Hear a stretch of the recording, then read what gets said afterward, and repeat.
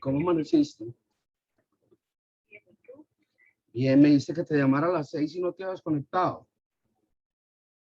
Sí, aquí estoy, estaba esperando. Ah, pues, yo lo envié hace ratico. A que me esté Ah, bueno. Listo. Bueno, tesoro. todo cariño. Chao, mañana.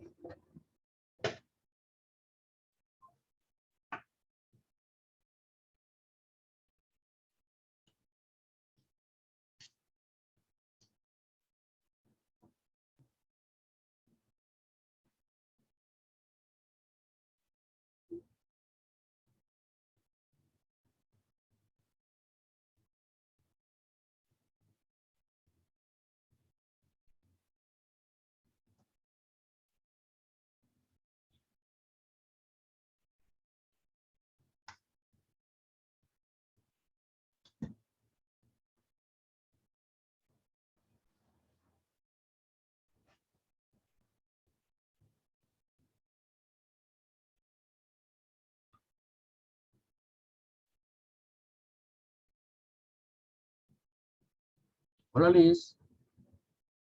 Doña Luz, muy buenos días.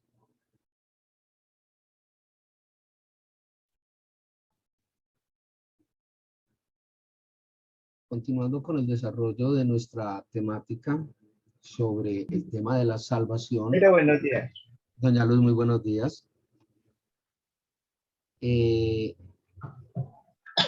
Era importante hablar de la salvación y de la condenación, es decir, tanto de un lado como del otro. Hasta ahora hemos venido hablando básicamente del tema de la salvación, hemos venido hablando de cómo este tema es totalmente propiciado por Dios. Hemos visto cómo no hay ninguna condenación para aquellos que son salvos por la fe en Cristo. Hemos visto que el tema de la salvación tiene que ver directamente con un perdón divino. No es algo humano, ni siquiera angelical, es exclusivamente divino, es dado por Dios. Estuvimos revisando el tema de por qué era necesario que fuéramos perdonados para la salvación, es decir, por qué los pecados obstaculizan ese proceso de salvación. Y por último, estuvimos viendo todo lo que era el proceso de la propiciación, que era Dios quien había hecho todo este proceso de propiciación a través de Jesucristo y que era el único camino. Eso es lo que hemos venido desarrollando hasta el día de hoy. Hoy vamos a empezar a hablar de la condenación. Básicamente, para poder tratar el tema de la condenación, es necesario remitirnos a un proceso de juicio. Y para poder someternos a un proceso de juicio, es necesario que exista un referente. En este caso, el referente tiene que ser la ley. En otras palabras, si yo no he violado o he vulnerado la ley, no soy reo de juicio. Pero si sí he violado la ley, se clama por justicia de la parte que fue violentada a través de mi falta. La falta precisamente a esa ley. Ahora bien, existe una figura y es la figura de la fianza, la figura de alguien paga por mi falta. Aun cuando sea culpable, alguien puede ir ante el juez y decir, vea, yo pago la fianza para que esta persona que es culpable salga en libertad. Resulta que en la vida de Cristo, en la vida cristiana, en la vida de fe, ya de entrada somos reconocidos y debemos reconocernos como culpables y pecadores. El pecado es la transgresión, la violación directa y abierta de la ley de Dios, de la voluntad de Dios, del designio de Dios, del deseo de Dios. Y que básicamente está totalmente compilado en su palabra. Pecado es todo aquello que va en contra de las cosas de Dios. Luego, somos reos de juicio. Y como reos de juicio, tenemos dos connotaciones. O pagamos nuestra condena por ser culpables y debemos pagar la condena, o alguien va y paga esa fianza por nosotros a nivel espiritual, para que aún siendo culpables seamos vistos inocentes y podamos estar por fuera, no presos, no bajo el juicio. Jesucristo fue quien pagó con su vida, pues, un tabernáculo vivo, real, por nuestros pecados. Luego Jesucristo, a través de esa propiciación que veíamos, lo que logró fue que no había condenación para nosotros. Éramos libres. Ya no habíamos sido condenados. Pero resulta que si yo no tengo a Jesucristo como mi Señor, mi Salvador, mi amigo de confianza, si yo no tengo a Jesucristo en todos mis saberes, Él no va a pagar la deuda por mí. Luego yo seré declarado culpable y tendré que pagar por ello. Este es básicamente el resumen de la temática que hoy vamos a abordar. Y en esto se resume toda la historia bíblica, todo el proceso bíblico. De hecho, nos han vendido una serie de ideas y de planteamientos un tanto contrarios a la palabra de Dios. Por ejemplo, que uno mismo puede comprar su salvación, de que uno puede ser salvo por obras, de que uno puede interceder por la salvación de otros.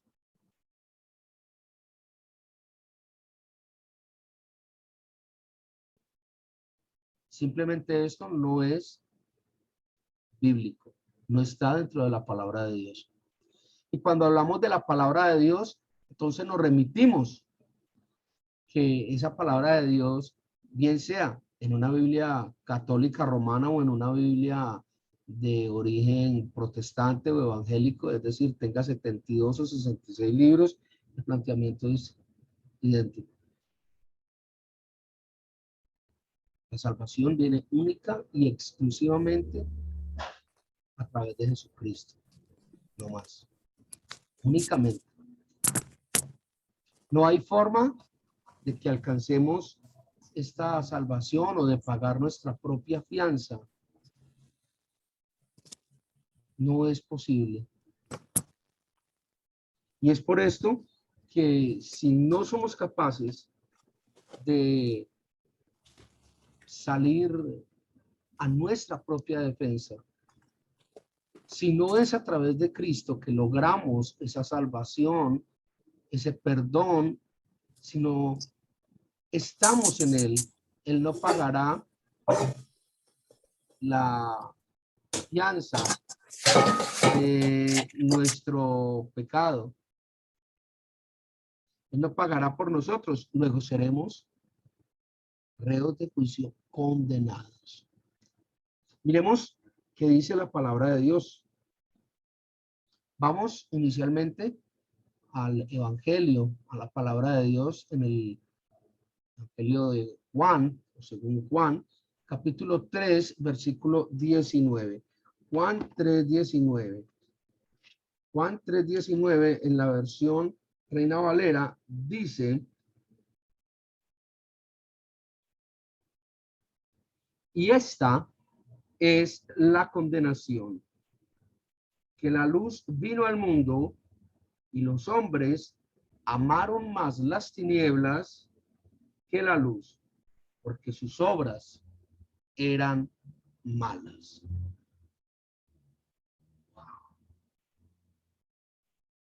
Y aquí se derivan un montón de cosas. Y unas cosas muy delicadas. Y una de ellas es de que la luz estaba disponible.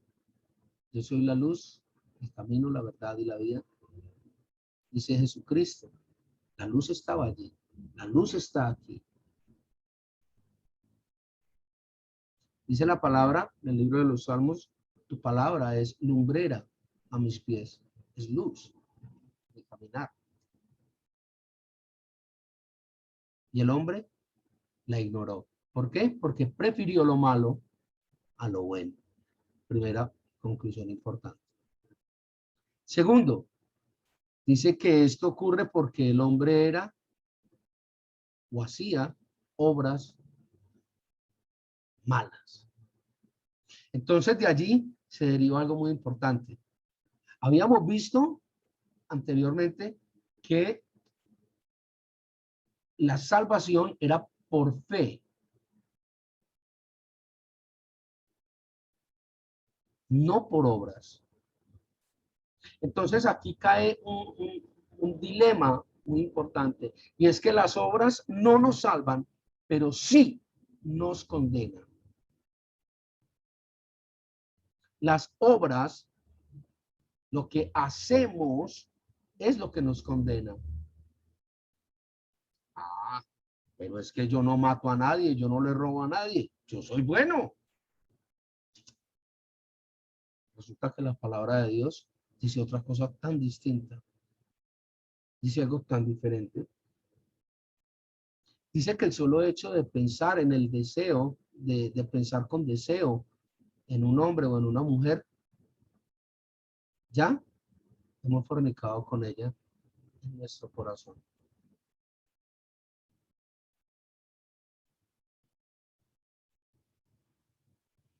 Entonces, ¿cuántas veces hemos pensado así como el deseo carnal?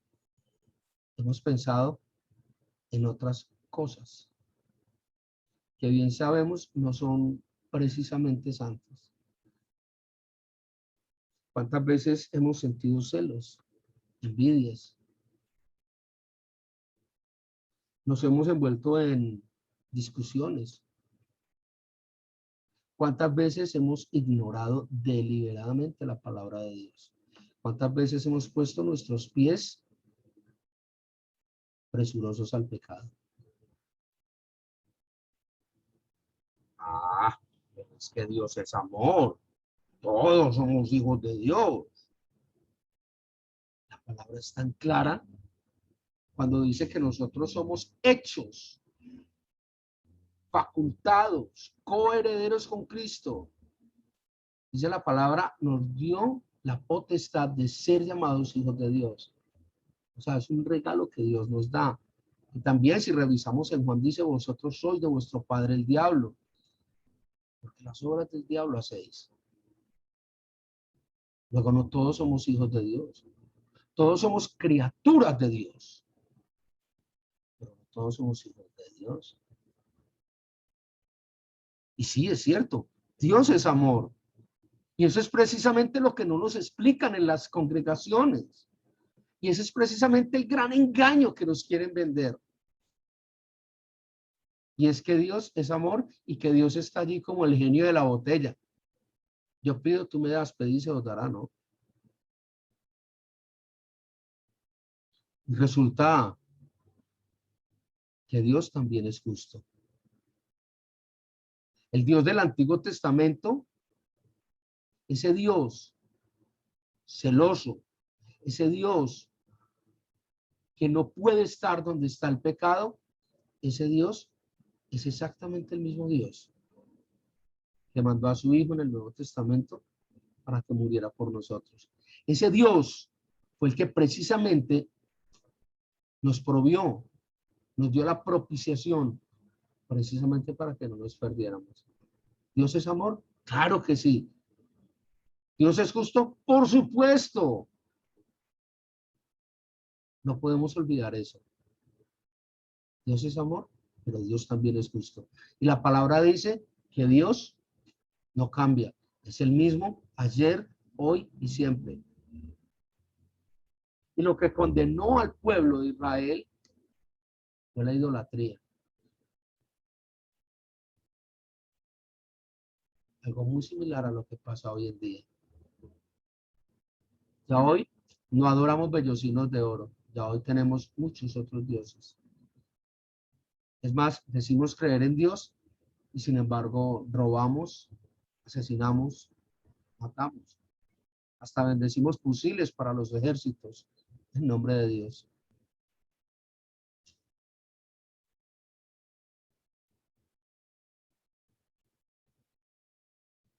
Qué tremendo, qué tremendo. No se nos olvide, Dios es justo. No se nos olvide. Vamos por favor a el libro de la epístola de Pablo a los Romanos. Romanos capítulo 5, versículo 18. Romanos 5, 18. Romanos 5, 18 dice, así que como por la transgresión de uno vino la condenación a todos los hombres, de la misma manera, por la justicia de uno vino a todos los hombres la justificación de vida. Ya habíamos hablado de esto, de que precisamente por eso a Jesucristo se le conocía, en algunos textos bíblicos, se le conocía como el segundo Adán. ¿Por qué? Por un hombre nos separamos de Dios, Adán. Por un hombre nos reunimos de nuevo con Dios, Jesucristo. No hay otro. Solo Cristo nos lleva a Dios. Solo Cristo puso su sangre por nosotros, como el gran tabernáculo. Entonces Cristo se convierte en el Cordero sin mancha que quita el pecado del mundo. Ya no cubre, ya quita el pecado del mundo. Se convierte en el sumo sacerdote y a su vez es Dios. ¡Wow! Tremendo. Momento, no entendí. Tranquilo, yo tampoco. No es un tema de entender, es un tema de fe. La palabra dice que hay temas que están mucho más allá del entendimiento humano, que ya bastante hay con lo que tenemos. Por eso la fe es un tema tan radical. Por eso la palabra dice, vosotros sois salvos por medio de la fe, no por obras. Y esto no de vosotros, pues es don de Dios. Tremendo, tremendo. Vamos por favor a 1 Corintios 11:34, primera epístola de Pablo al pueblo de Corinto. 1 Corintios 11. 1 Corintios 11:34. 1 Corintios 11:34 dice, si alguno tuviere hambre, coma en su casa, para que no reunáis para juicio. Las demás cosas las pondré en orden cuando yo fuere.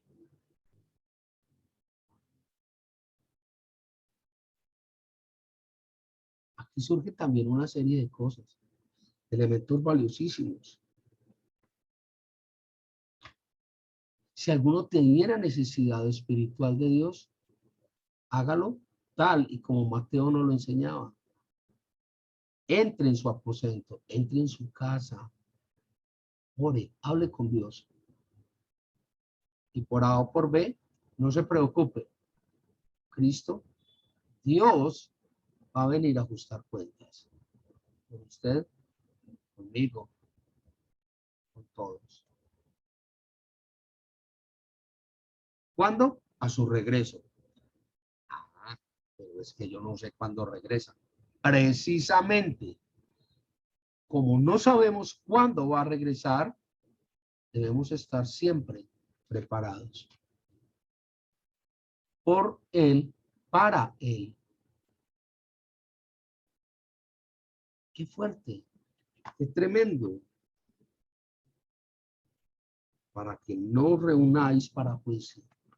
Esté en su casa orando.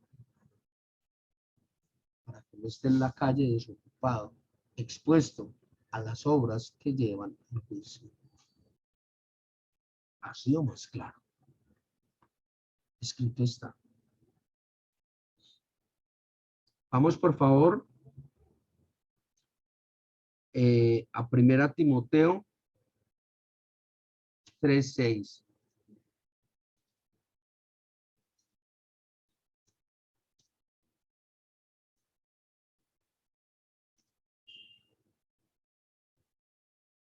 Si nadie más hasta que aparezca 1 Timoteo. Perdón. 1 Timoteo 3:6. La cual dice en la versión Reina Valera: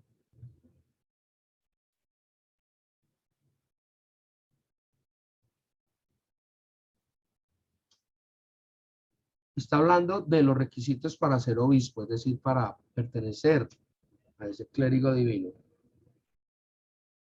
Retomo, yo creo que vale la pena retomar desde el 1 al 7 de la misma cita, es decir, 1 Timoteo 3 del 1 al 7. Creo que vale la pena porque esto nos daría un poco de claridad. Dice, la versión Reina Valera, palabra fiel, si alguno anhela obispado, buena obra desea. Pero es necesario que el obispo sea irreprensible, marido de una sola mujer, sobrio, prudente, decoroso, hospedador, apto para enseñar, no dado al vino, no pendenciero, no codicioso de ganancias deshonestas, sino amable, apacible, no avaro, que gobierne bien su casa, que tenga a sus hijos en sujeción con toda honestidad. Pues el que no sabe gobernar su propia casa, ¿cómo cuidará de la iglesia de Dios? No un neófito, no sea que envaneciéndose caiga en la condenación del diablo. También es necesario que tenga un buen testimonio de los de afuera, para que no caiga en descrédito y el lazo del diablo.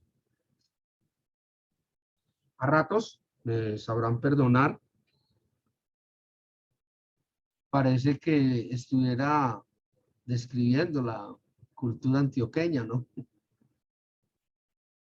Qué tremendo. Pero bueno, no dado al vino, no pendenciero, no codicioso de ganancias de eso. Bueno, en fin, ya cada uno sacará sus propias conclusiones, ¿no? Vamos, por favor, a el libro de Tito, la epístola de Pablo a Tito, capítulo 3, versículo 11, la cual establece de la siguiente manera. Tito 3:11, sabiendo que el tal se ha pervertido y peca y está condenado por su propio juicio.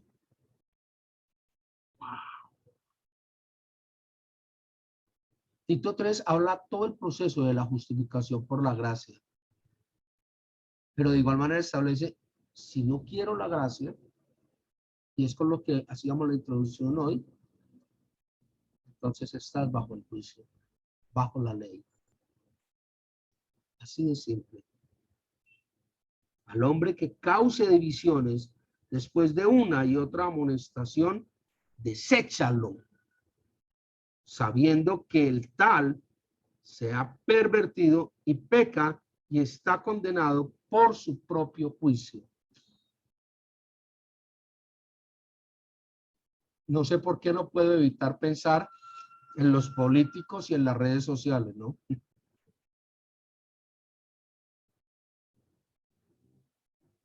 Qué tremendo. El que siembre cizaña, sáquelo, fuera con él, fuera. La palabra dice que el tal se ha pervertido y peca y está condenado su propio juicio. Dios, qué tremendo, qué tremendo. Por último, vamos al texto de Santiago, capítulo 5, versículo 12. Santiago, capítulo 5, versículo 12.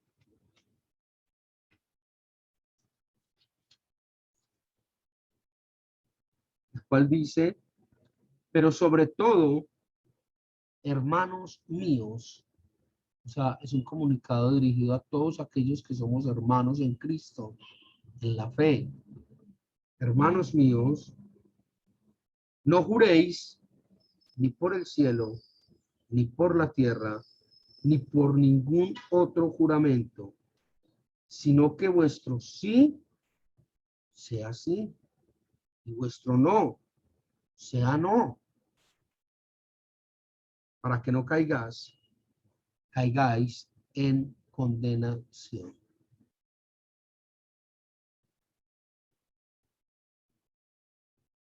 No se preste ambigüedades en las cosas. Si usted dice sí, es sí.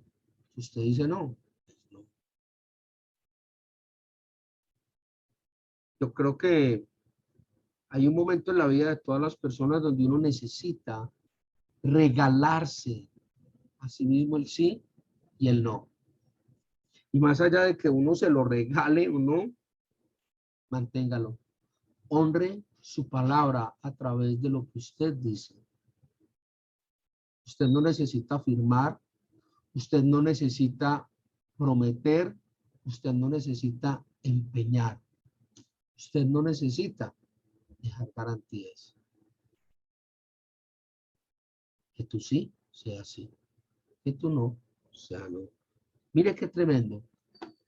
Miren qué tremendo. Lo que está más allá es para condenación, dice la palabra. Qué tremendo, qué fuerte todo esto. No sé cómo hay personas que pueden tener varios síes y varios noes. Y no entiendo cómo cuando dice sí quiso decir no, pero cuando dijo no quiso decir sí.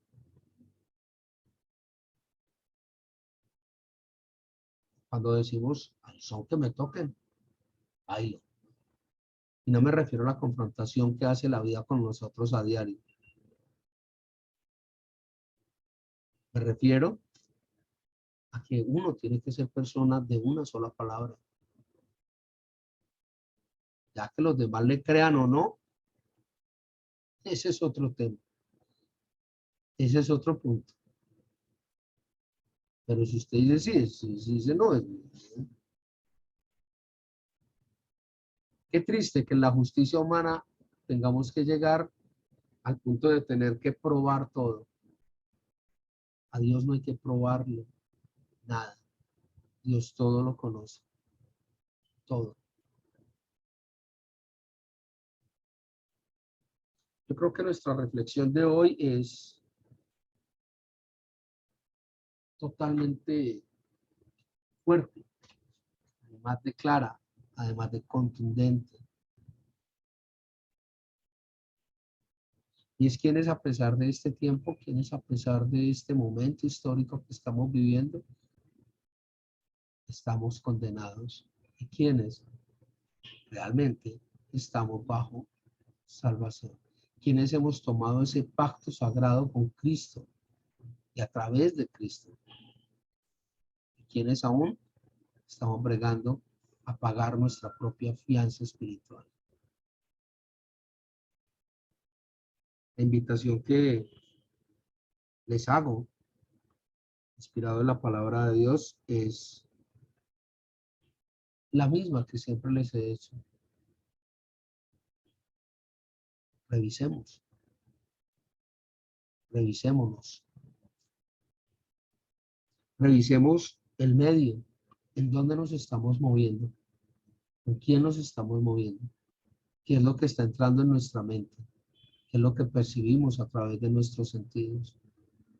Revisemos.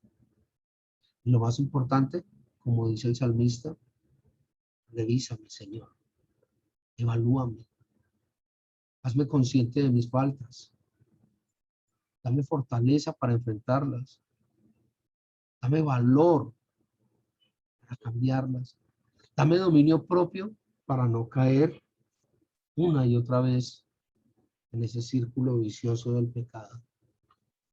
Dame un arrepentimiento genuino y déjame saber, Señor, que tú eres la única provisión que el Padre Celestial ha hecho para poder llegar a ti. Padre, gracias. Gracias por este tiempo. Te clamamos, Señor, para que tu Santo Espíritu more en nosotros. Te clamamos, Señor, para que tu presencia nos acompañe en cada momento en este tiempo, durante este día, en nuestras decisiones, en nuestros pensamientos, en nuestras obras. Guíanos, oriéntanos, ministranos y fortalécenos, Señor. A ti oramos, a ti clamamos y a ti nos entregamos, Señor, al igual que los hogares aquí representados, Padre. A ti clamamos en el nombre de Jesucristo, que es nuestro hermano mayor. Amén.